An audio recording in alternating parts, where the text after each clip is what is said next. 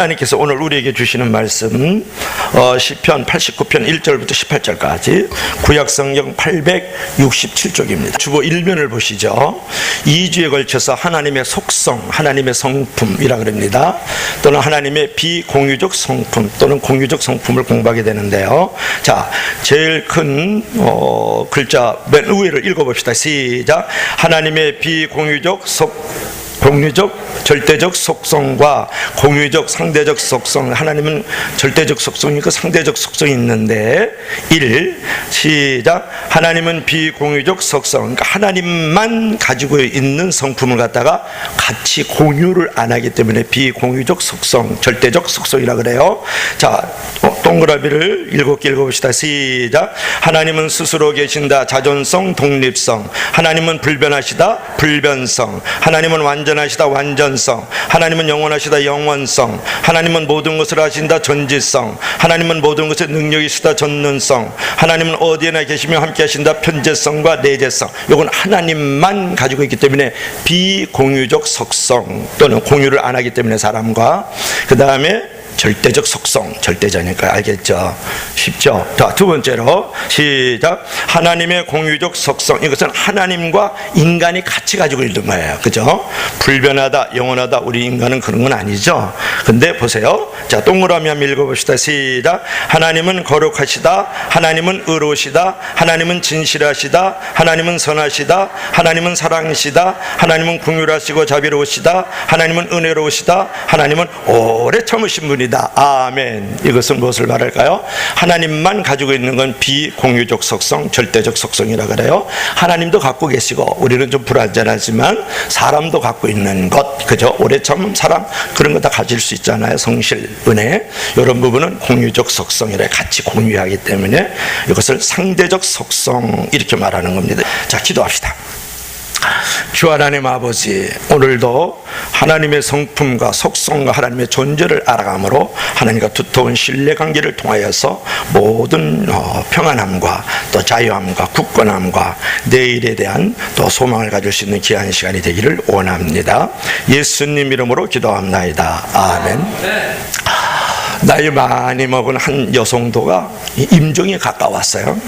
그러니까 목사님이 그 임종 신방을 하려고 이제 집을 찾아갔습니다. 그러니까 목사님은 그녀가 혹시 죽음 앞에 두려움을 느끼고 또 불안하면 어떻게 하나 그런 생각을 가지고 그를 위로하고 그의 이제 용기를 심어주려고 애를 썼어요. 그러나 그녀는 오히려 목사님과 주위의 가족들을 위로하면서 확신에 찬 소리로 나직히 말을 합니다. 목사님, 제가 죽어서 천국에 들어가지 못하면 하나님은 많은 것을 잊어버립니다. 그래요. 목사님이 매우 의아했죠. 바로 주님의 영광을 잃게 되지요. 왜냐하면 하나님은 예수님을 통해서 그에게 나오는 모든 생명들, 사람들을 구원해 주신다고 약속했잖아요. 하나님의 약속을 어기신 적은 아직까지 한 번도 없었는데 이제 와서 제게 그 약속을 지키지 않겠어요? 그러니 제가 무엇을 두려워하고 무엇 때문에 내가 불안을 하겠습니까? 자, 이 평범한 이 간증 속에서 우리는 무엇을 생각할 수 있습니까? 결코 어기심이 없는 사랑과 성실하신 하나님의 그 성품, 그분의 인격, 그분의 속성, 그분의 존재를 우리가 알 수 있지 않습니까? 하나님의 사랑과 성실을 바탕으로 한 약속을 받은 우리들도 내일이 안심이 되고 내일이 보장이 된다고 여러분 생각하지 않습니까? 이와 같이 오늘은 하나님의 성품, 하나님의 속성을 우리가, 하나님의 존재를, 하나님의 인격을 우리가 생각해 보면서 은혜를 나누려고 하는 것이죠. 오늘 시편 89편은 표제에 나오는 대로 89편 맨 위를 볼 것 같으면 에스라인 에단의 마스길이다, 그런 말을 하고 있어요. 여기서 에단이라는 것은 무엇을 말할까요? 사람 이름이에요. 다윗 시대에 성막의 찬양자로 세움을 받은 세 명의 레인이 있었는데, 첫째로 헤만, 아삽, 에단이라는 세 사람이 성막 찬양 사역자, 지금으로 말하면 성가대, 지금으로 말하면 경배와 찬양팀 사역자였다, 그런 말이에요. 그 가운데 한 사람이 에단이에요. 그럼 에단은 누구예요? 사람이고, 에단은 누구예요? 찬양 사역자다, 그런 말이에요. 에단의 시는 성경에 이 89편 딱 한 편만 있는데, 에단의 마스길 그랬을 때 여러분이 마스길이라는 단어를 잘 몰라요. 마스길은 뭐예요? 교훈을 주는 시다 그런 말이에요. 그러니까 에단의 마스기는 뭐예요? 에단이라는 찬양 사역자가 주는 교훈을 만들어 놓은 시다 그런 말을 여러분이 이해할 줄 알아야 되겠죠. 자, 마스기는 교훈을 주는 시를 뜻하는데 에단의 마스기에서, 즉 에단이 우리에게 주는 교훈 가운데서 하나님의 속성은 오늘 세 가지만 오늘 이 본문에서 생각해 보려고 해요. 첫째로 한번 다 같이 한번 읽어봅시다. 시작. 인자하심과, 큰 목소리로 시작. 인자하심과 성실하신 하나님의 속성. 그래서 인자하심, 성실, 사랑과 성실은 하나님도 갖고 우리들도 갖고 있죠. 그래서 같이 공유를 하기 때문에 공유적 속성, 공유적 성품이다 그런 말. 하나님도 가지고 있고 나도 가지고 있다 그런 말이에요. 자, 에단은 말이죠, 하나님의 인자하심을 영원히 노래합니다. 자, 1절 2절 한번 읽어볼까요? 다 같이 시작. 내가 여호와의 인자하심을 영원히 노래하며 주의 성실하심을 내 입으로 대대 알게 하리이다. 내가 말하기를 인자하심을 영원히 세우시며 주의 성실하심을 하늘에서 경고히 하시리라 하였나이다. 여러분, 에단이 이 찬양 사역자가 지금 하는 고백을 들어보세요. 인자하심, 하나님의 그 사랑을 노래하고 있지 않습니까? 하나님의 성실하심을 자기 입으로 대대 나는 오히려 알게 하겠다고 선포하고 있는 모습을 우리가 발견할 수가 있어요. 자, 에단이 찬양 사역자가 체험한 하나님은 어떤 하나님입니까? 변덕스러운 하나님이 아니고 성실하심이 굳건해서 온전히 우리가 신뢰하기에 부족함이 없다, 그렇게 고백하는 것을 볼 수가 있어요. 한마디로 에단은 하나님께서 그의 백성에게 영원히 인자하시고 영원히 사랑을 행하실 것을 믿은 줄로 믿을 수 있기를 바랍니다. 특별히 오늘 3절 4절을 한번 보십시오. 오늘 성경 본문을 보면 특히 다윗의 그 왕위를 영원히 경고케 하실 것이라는 다윗의 언약을 기억하고 하나님의 그 인자심과 성실하심을 확신했다, 그런 것이 3절 4절의 말씀이에요. 다윗의 언약이란 뭐냐 그러면 사무엘하 7장 16절에 보면 하나님께서 나단을 통해서 너희의 위가, 한마디로 왕의 보좌가 영원하리라, 그렇게 말씀을 했어요. 그것이 바로 다윗의 후손으로 오신 예수님에 의해서 온전히 성취되었음을 3절 4절에 우리가 말씀하고 있는 것을 볼 수가 있거든요. 자, 이런 사실 속에서 우리는 무엇을 깨닫습니까? 자, 다윗에게 하나님께서 나단 선지를 통해서 말씀한 지가 BC 1000년이에요. BC 1000년 전. 근데 1000년 후에 예수 그리스도를 오실 때까지 그의 인자심과 성실하심이 약속이 지켜졌다, 그것을 3절부터 4절에 말씀하고 있는 것을 우리가 발견할 수 있거든요. 우리는 이러한 사실 속에서 우리가 무엇을 깨닫느냐 그러면 우리는 하나님과 이스라엘의 관계가 늘 언약의 관계였다는 것을 여러분 특별히 기억할 필요가 있어요. 사실 하나님께서 이스라엘의 주상 누굽니까? 아브라함이잖아요. 아브라함과 언약을 하는데 12장에서 언약을 하고 15장에서 언약을 하고 17장에서 언약을 하는데 뭐냐면 한 개인을 불러서 너는 많은 사람의 조상이 될 것이다, 하늘의 별처럼 땅의 모래알처럼 몰수히 많은 사람의 조상이 될 것이라는 언약을 하고 이방인의 구원의 빛으로 통로로 쓰임받을 것이다. 그 다음에 하나님과 이제 모세를 통해서 언약을 하는데 시내산 언약 유명하지 않습니까? 출애굽기 19장에 볼 것 같으면 너희는 이제 나의 백성이 되고 거룩한 왕같은 제사장이 될 것이다, 나는 너의 하나님이 될 것이라는 그런 민족과의 그 언약을 우리가 생각할 수 있어요. 그리고 오늘 본문에 보면 다윗을 통해서 그와 그 후손들과 이제 그 언약한 것을 살펴볼 때 이스라엘의 역사는 한마디로 언약의 역사다라는 것을 우리가 알 수가 있는 것이에요. 언약의 역사다. 여러분, 그 같은 사실에서 우리가 거듭 확인되는 것은 뭐냐 그러면 이스라엘 백성들이 선하거나 잘났기 때문에, 또 바로 살기 때문에, 완전하기 때문에 아니라 하나님이 전적으로 저들을 특별히 사랑과 성실하셨기 때문에 언약으로 백성으로 삼아 주신 줄로 믿을 수 있기를 바랍니다. 하나님의 그 인자심과 그 성실하심이 이스라엘 백성들에게 나타났다, 그런 말이에요. 그들이 잘나서, 그들이 온전해서, 그들이 하나님 말씀에 순종해서 그들을 성실하심으로 사랑으로 아껴주시고 보호해주시고 인도해주시고 결국은 천국에까지 가나안 땅으로 인도해주신 것은 아니다, 그런 말이에요.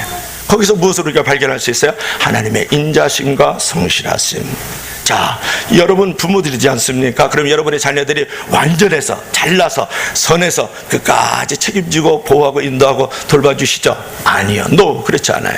육신의 부모도 그 인자함과 그 성실하심이 자녀에게 나타나듯이 하나님도 이스라엘 백성들에게 그 인자심과 성실하심이 나타났다. 그런 것이에요.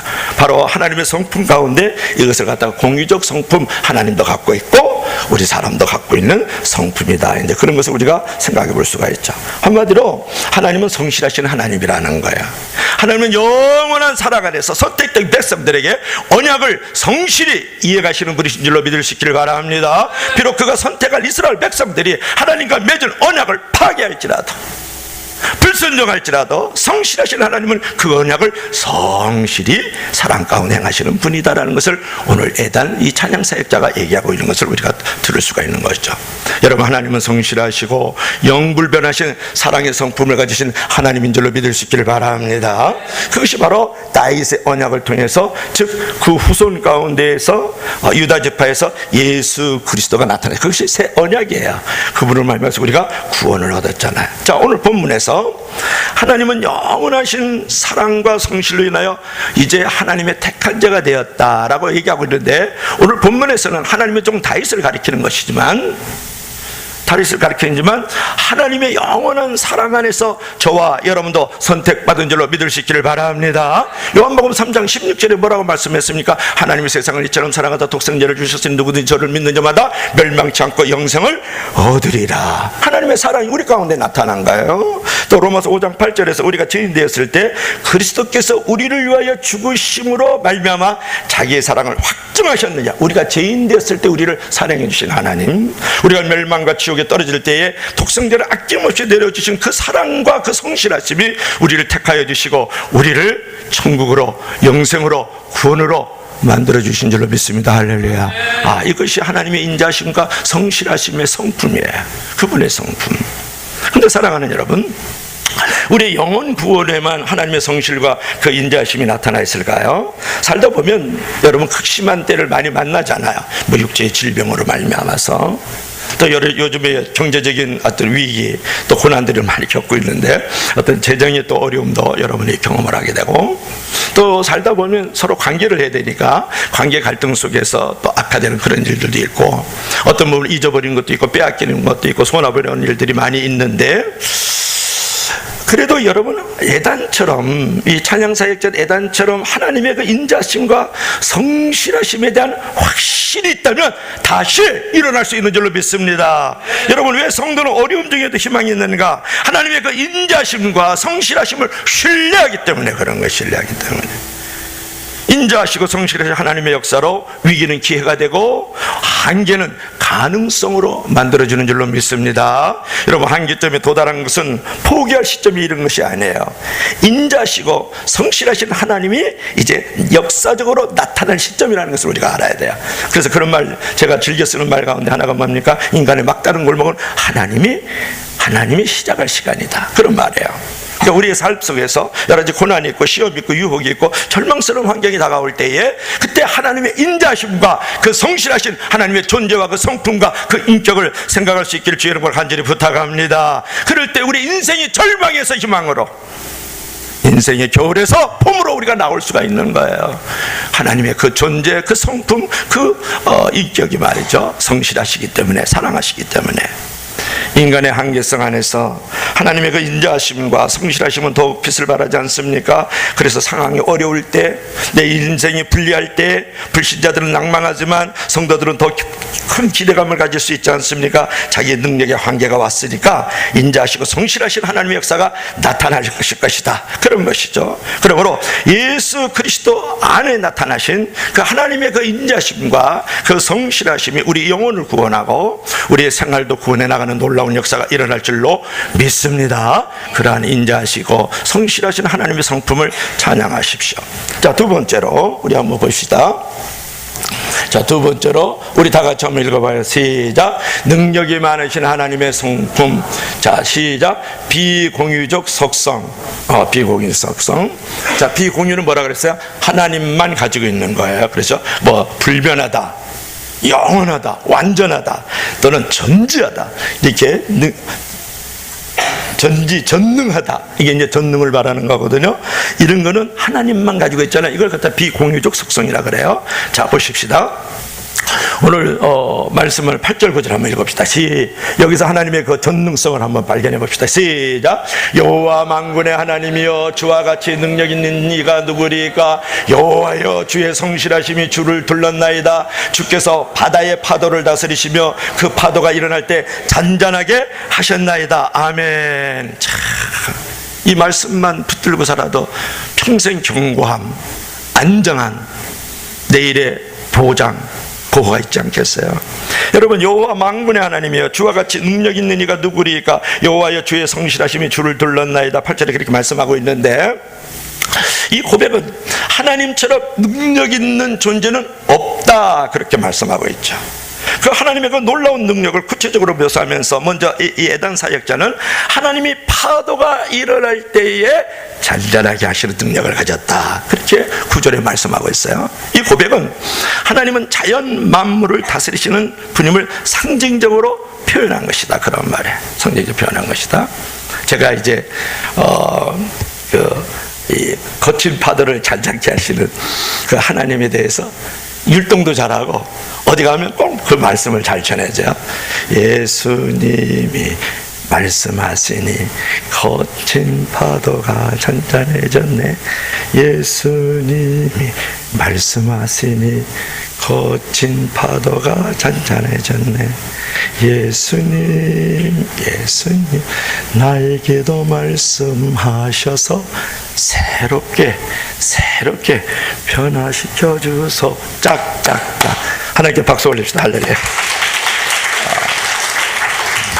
여러분, 재미없는 거 알아요? 그죠? 축구가 의미가 있지 말씀은 재미로 듣죠, 그죠? 축구만 의미 있죠, 그죠? 근데 제가 이제 어디 가든지 우리 이제 담법요양원에 가든지 또는 선교를 가든지 하면 꼭 이 찬양을 가르쳐줘요. 이 찬양을 가르쳐주면서 이거 가지고 말씀을 많이 나누거든요.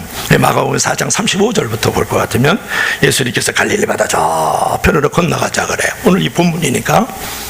근데 갑자기 노도 강풍이 불어오는 거예요. 그 거친 파도가 그들을 이렇게 삼키려고 하니까 그들의 자기들의 방법과 자기들의 지혜와 자기의 수단과 방법으로 그 파도를 잔잔케 하려고 그러죠.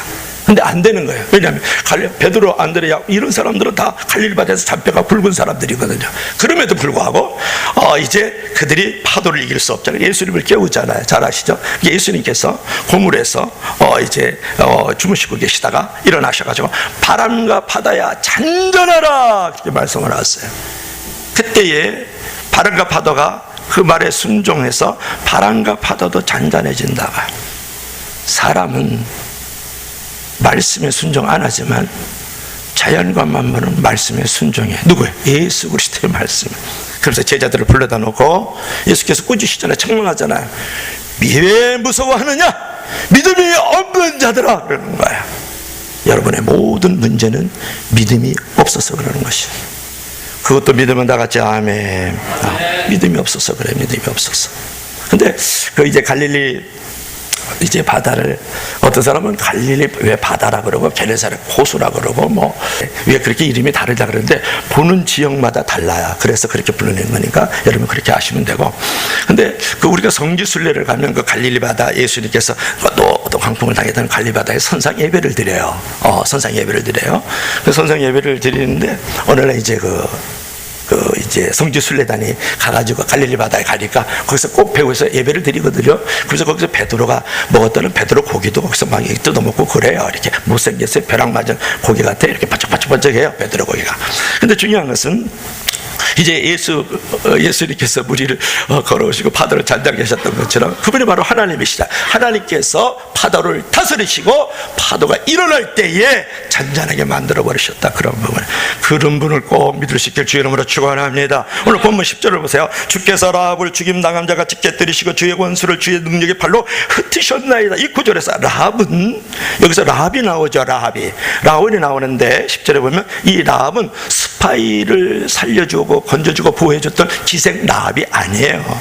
이 라합은 무슨 뜻이냐면 으르르릉거리는 괴물이란 뜻인데, 그때 당시에 아주 큰 제국을 이뤘던, 즉 애굽을 나타내는 상징적 표현이에요. 즉 하나님은 인간의 생사화복과 역사를 주관하시는 전능하신 하나님이라는 것을 고백하고 있죠. 왜냐하면 라합을 이제 깨뜨리시고 원수를 이제 흩어버린다, 그런 말을 하고 있으니까 말이죠. 하나님은 어떤 부분에 자연 만물을 섭리하시고 인간의 생사화복과 역사를 주관하시는 전능하신 하나님이라고 에단이 지금 고백하고 있다, 그런 말이에요. 모든 것을 창조하시고 그것을 유지하고 관리하시는 분이 누구다? 하나님이다. 그것을 11절에 말씀하고 있거든요. 계속해서 본문을 보세요. 12절 13절을 보세요. 다 같이 한번 읽어보겠습니다. 남북을 거기서부터 읽겠습니다. 시작. 남북을 주께서 창조하셨으니 다볼과 헤르몬이 주의 이름으로 말미암아 즐거워하나이다. 아멘. 여러분, 여기서 우리가 생각해 볼 것은 뭐냐면, 이 다볼이라는 것은 뭘 말하냐면, 아무리 성경을 백독해도 몰라요. 이건 산 이름이에요. 갈릴리가 이렇게 호수가 있으면 여기에 홀몬산이 있으면 이제 갈릴리 호수가 이렇게 있고 밑으로 요단강을 건너서 여기 사이가 있는데, 갈릴리 호수 맨 밑쪽 이제 남서쪽에 있는 해발 555m 쪽에 있어요. 그리고 헐몬산이라고 하죠. 헤르몬산은 팔레스틴 북쪽, 그러니까 갈릴리 이렇게 바다에서 우쪽에 오른쪽으로 있어요. 그러니까 북동쪽이니까 그쪽에 헐몬산에서 이제 그 사시사철 그 눈이 덮여 있는 만년설의 산이거든요. 2,800m. 여러분, 백두산이 몇 메다인지 아세요? 헐몬산이 2,800m라 그러니까 유일하게 만년설을 끼안고 있는 게 헐몬산이에요. 그래서 찬기류가 나와서 갈릴리 바다가 뒤집어지는 거거든요. 사실은 찬기류하고 더운 기류가 합쳐져 가지고. 근데 백두산은 2,744m, 한라산은 1,950m, 설악산은 1,708m, 지리산은 1,915m. 별걸 다 가르쳐주죠, 교회에서. 우리나라 산은 좀 얼마나 높으나, 왜냐하면 헐몬산이 2,800m, 꽤 높잖아요. 만년설이거든요. 그래서 우리나라 산은 어떤 게 백두산보다 조금 더 높은 거예요. 100m. 여러분, 결국 이 고백은 뭐냐 그러면, 동서남북의 땅을 하나님께서 창조하시고 다스리시는 크신 능력을 지금 에단이 지금 찬양하고 있는 모습을 볼 수가 있어야 자, 여기서 우리가 생각해야 될 것은 무엇입니까? 우리가 능력 있는 생사화복을 주장하시고 자연 만물을 섭리하시고 모든 걸 창조하시고 유지 관리하시는 그분 앞에 우리가 해야 될 것이 무엇입니까? 엎드려야 된다, 그런 말이에요. 엎드려야 된다. 왜 기도하는가? 하나님의 능력을 믿기 때문에 기도하는 거잖아요. 사람은 아무리 좋은 뜻이 있어도 자신이 할 수 없는 일이 많잖아요. 그렇다고 실망하거나 포기할 필요가 없죠. 그때 하나님의 도우심을 믿고 기도하면 되는 거예요. 왜냐? 자연 만물을 섭리하시고 생사화복을 주장하시고 모든 것을 세우기도 하고 폐하기도 하고 있기도 하고도 없기도 하시는 그 전능하시고 전지하신 그 하나님, 능력 많으신 그 비공유적 속성, 절대적 속성을 갖고 있는 그 성품과 인격과 그 존재이신 그 하나님 앞에 우리가 해야 될 일은 뭐니까? 엎드려 기도하라. 능력이 하나님이기 때문에. 여러분에게 묻습니다. 정말 기도하십니까?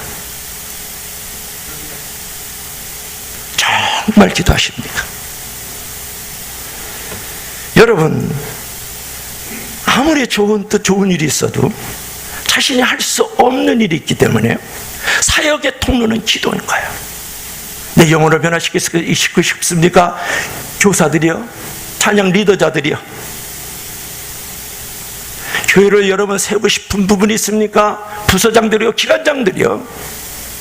아무리 좋은 뜻, 좋은 일을 가지고 있다 할지라도 당신이 엎드리지 않는 한 그 전지전능하시고 우리의 삶의 생사복을 주관하시고 없는 것을 있게 하시고 있는 것을 폐하시는 그 하나님 앞에 엎드려야 되지 않겠어요? 그 능력이 하나님이 있다는 것을 알면 무엇하겠습니까? 은행에 돈이 많은 건 누구 몰라요? 그 돈이 내 돈이 되는 것이 중요하지 않습니까? 여러분, 사람이 어떤 일을 할 수 없어도 그 일을 위해서 기도할 수는 있지 않습니까? 그래서 할 수 없다는 사람이 기도를 통해 더 큰 일을 할 때가 많지 않습니까? 기도하면 기도를 들어주신 능력이 하나님이 역사하시지 않습니까? 저는 어저께 축구를 보다 은혜를 받았는데 이영표가 하는 KBS 2 7이죠. 그러는데 여러분은 여러 가지로 이겨서 은혜를 받았지만 나는 이 영표가 신앙생활을 진짜 잘하는 사람이거든요.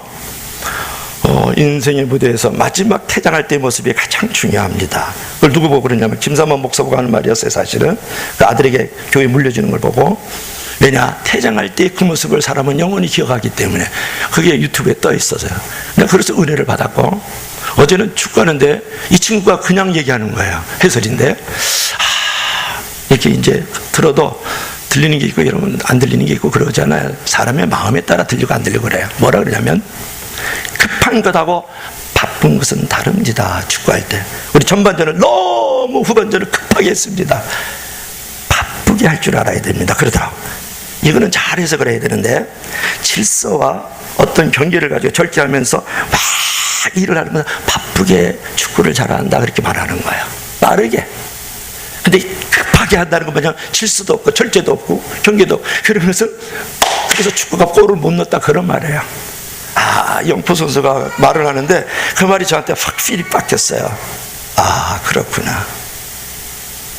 긴급하게 하는 것하고 급하게 하는 것하고 빠르게 하는 것은 다르다는 거예요. 그 영표 선수가. 그 사람이 많은 경험과 그 지식의 축적 속에서 나오는 말이거든요. 그냥 툭 튀쳐 나오는 게 아니에요. 있는 게 나오는 거니까. 여러분, 그거예요. 여러분, 급하게 살지 마세요. 긴급하게 살지 마세요. 바쁘게 살고 빠르게 살고, 그 다음에 또 바로 가는 길로 또 하나님의 도와주심으로 빠르게 살길 주임으로 간절히 축원합니다. 기도는 최고의 능력이 많은 통로고 우주에서 가장 강력한 힘이다. 찬양 사역자들이요, 오늘 성가대 섰는데 나 입술에 이 찬양을 통하여서 하나님의 영광이 드러나고 성도들에게 은혜의 햇살이 비치기를 기도했습니다. 방송실에 근무하시는 또 사역자가 있습니까? 그 방송을 통해서 목사님 목소리가 잘 흘러내려, 그래서 하나님의 목소리 대언자로서의 전달이 잘 될 수 있도록 하나님 나를 사용하여 주십시오. 아무리 좋은 뜻, 좋은 일을 갖고 있어도 기도하지 않으면 하나님이 그 일을 이룰 수 없다는 것을 왜 믿지 않습니까? 그분은 자연 만물을 섭리하시는 분이라면서, 생사복을 주장하시는 분이라면서, 있는 것을 없애버리고 없는 것을 세우시는 분이라면서요. 그러므로 여러분, 하나님의 능력은 결코 고갈되지 않는 속성과 성품을 갖고 있는 줄로 믿습니다.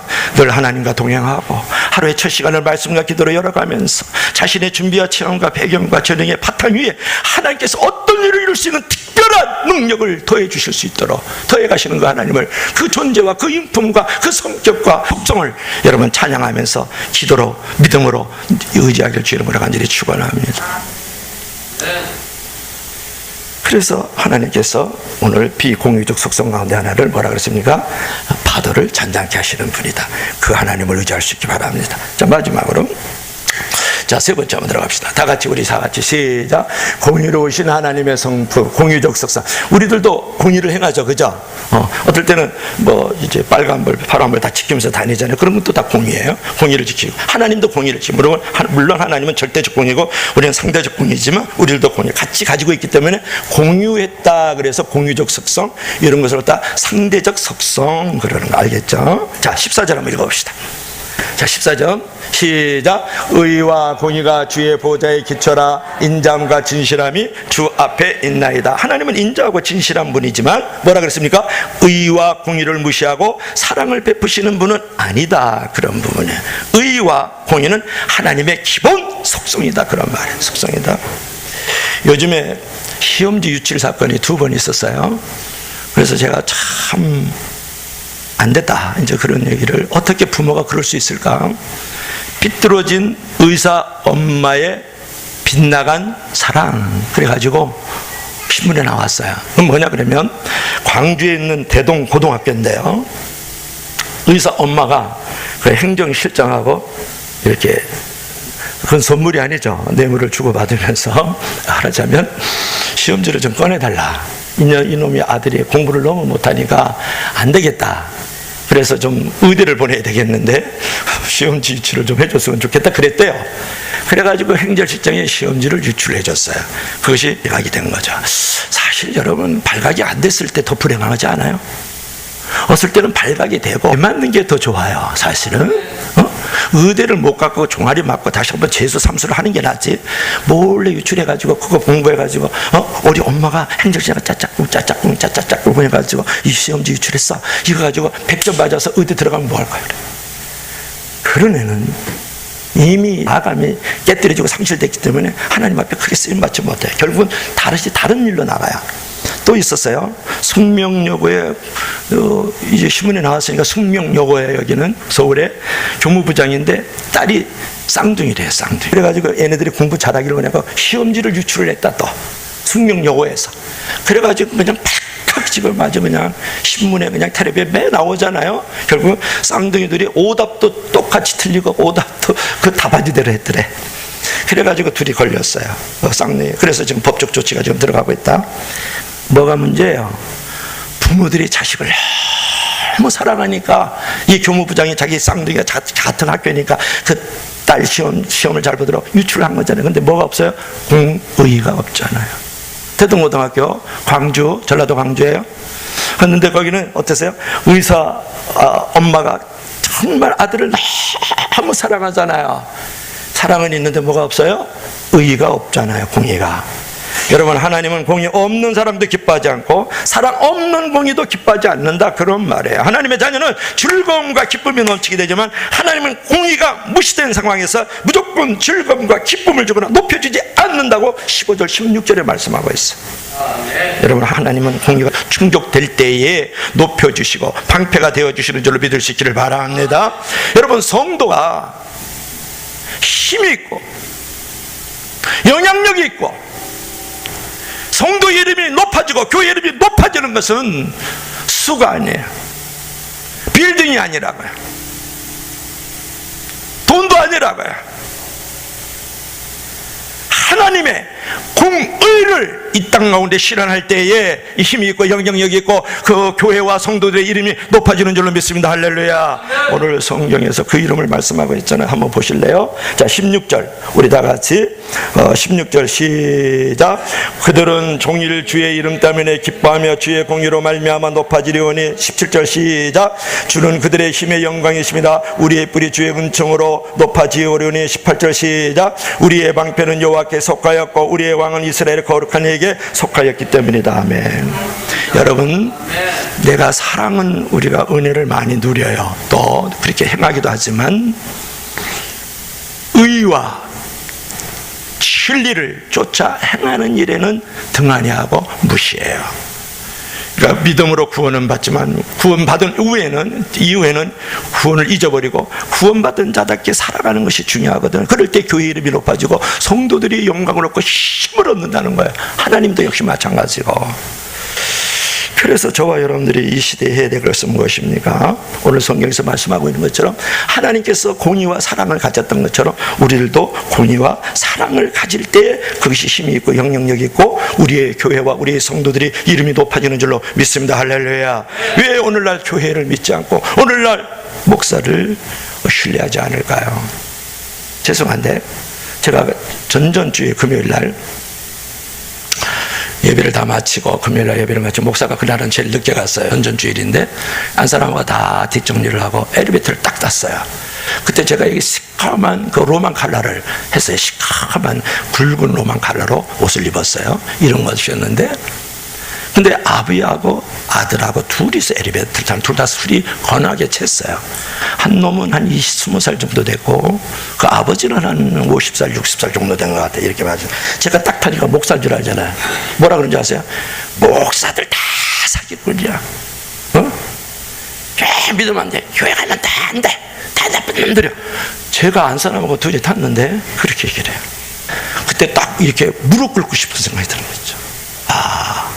이 친구가 술이 채서 이렇게 얘기할 정도는 진실인 거예요.